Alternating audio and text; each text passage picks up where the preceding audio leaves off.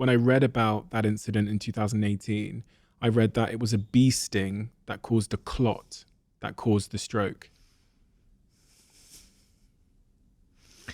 Yeah, I know. It's actually, I think, a wasp. But if that wasp had been like moving, the wind had been a little different and had moved this way instead of this way, I may not have had a stroke. But I can tell you this. So in May of that year, the stroke was in August. In May, I'd finished The Laws of Human Nature, which took me 5 years. And when I finished that book, I felt like I was near death. I was so exhausted. I was so drained. My wife was really worried about me because I just looked really haggard. Slowly, I kind of recovered. But then in July, I went to New York and I forgot my blood pressure medication that I take. So my blood pressure was starting to rise. And then I came back to LA and I walked in this park and the wasp stung me here.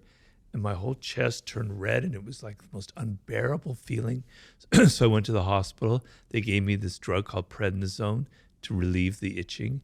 Prednisone increases your blood pressure. And so when I ended up having the stroke, the blood clot, it was right where the wasp sting was. So the neurologist said, probably all this cholesterol was released from that from that wasp sting here, and that's where the blood clot occurred.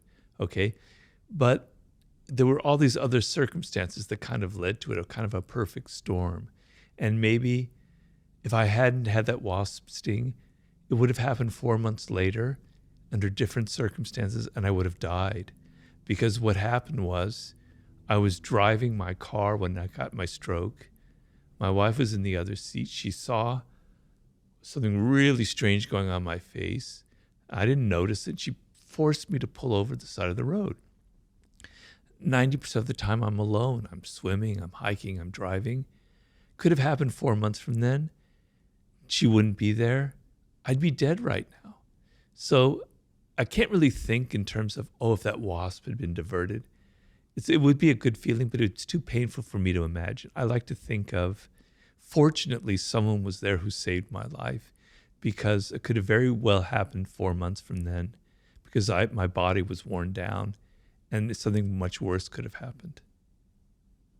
That journey you described of having to rebuild and relearn and redesign your life, we've talked about the topic of power so much in this conversation.